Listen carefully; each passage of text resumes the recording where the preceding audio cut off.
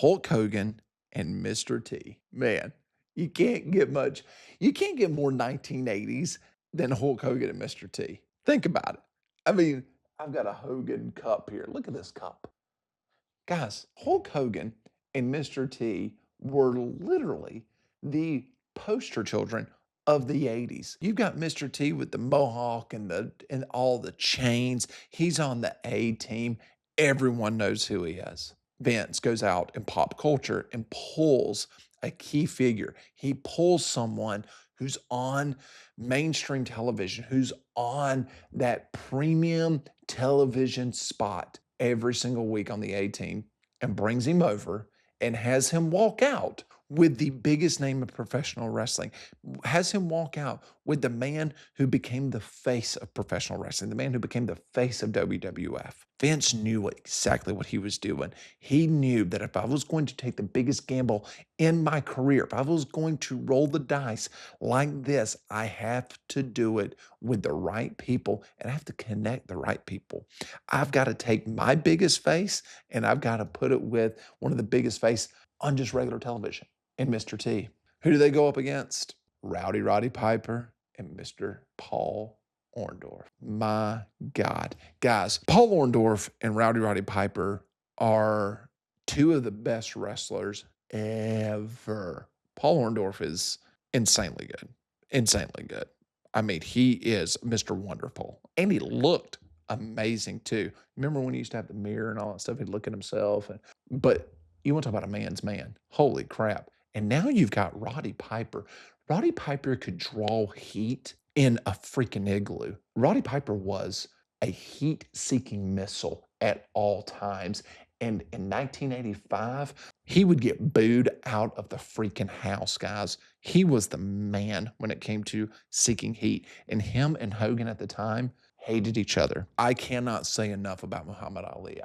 I am a huge fan of Muhammad Ali.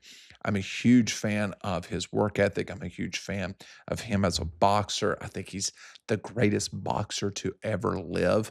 And his humanitarian work is amazing. Just overall, I'm a fan. There's a lot of things that we can discuss on, the other side of Muhammad Ali, but that's for a different conversation at a different channel. I'm here to highlight and show positivity.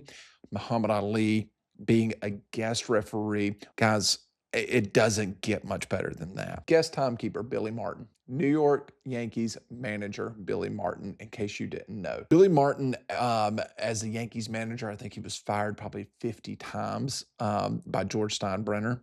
They had a tumultuous relationship, but for some reason, Steinbrenner kept hiring him back. Why? Because Billy Martin was a freaking an amazing manager, and could win at the drop of a hat, and he would win at all costs. He didn't care.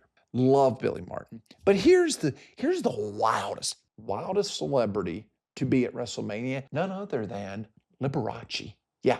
But as we all know, the winners of the main event is Hogan and Mr. T. This was revolutionary for wrestling at the time to have this many celebrities. We see a lot of celebrities now. We see celebrities show up to every single pay-per-view. Heck, we see celebrities on Monday Night Raw. We see them on a SmackDown. We see them on AEW. Guys, this was a time where that didn't happen. You didn't have that crossover as much as we see today. See it a little bit. You'd see just little spots here or there, not like you did that night. That night was star-studded. You had so many people tuning in. You had so many people in the arena excited to see these big names. Guys, when you've got Muhammad Ali as your freaking referee, I don't know how you get better than that. And then you roll out the biggest name in music at that time. I mean, at that time, she was burning up the charts in Cyndi Lauper. You've got the Madonnas and the Michael Jacksons and all that stuff. Don't get me wrong. But at that time, Cyndi Lauper was the biggest name, man. She was doing that mall tour where she was going around to every single mall in America doing her music. It was crazy. I think the best storyline that we saw, of course, was Hogan and Mr. T versus Piper and Orndorff. Piper attacked Cyndi Lauper during an MTV angle, during a promo leading up to WrestleMania. This was the stuff that really was different than what we would see with a typical professional wrestling promotion, a professional wrestling big event, one of their big events of the year. You wouldn't see the cross promotion on other channels. This was something that was an MTV angle. Once again, Vince just thinking outside the box. He was 10, 15, 20 years ahead of his time at this point. Mr. T got involved and he defended Lauper, which was cool. And now you got Cyndi Lauper, who's doing this with the main event match, but she's also helping out in the women's match as well. Like, it's insane. And the fact that Hogan teamed up with Mr. T, the ultimate 1980s powerhouses, the two guys that were the face of the 1980s, coming together to take down the big bad Roddy Piper and Paul Orndorff. As we know in the professional wrestling world, those two guys, super heels, they knew what they were doing. And now you've got a guy. I think what's interesting is you got 3 professional wrestlers in there with a Mr. T. I would love to have heard, what was going through Mr. T's head, how he was operating, that night. Like, what was his, heart rate? What was his blood pressure like? Let's not forget, though, using the Cold War to bring heat on Volkov, because that to me was something that we don't talk about when it comes to WrestleMania 1 enough. Vince using modern politics to draw heat, to draw a crowd into something. Please correct me if I'm wrong on that, but from what I can gather, it seems like this was the first time we saw it on this type of stage, on such a mainstream stage. So this launched WWE into a national dominance, okay? WrestleMania 1 was Vince leveraging and gambling everything.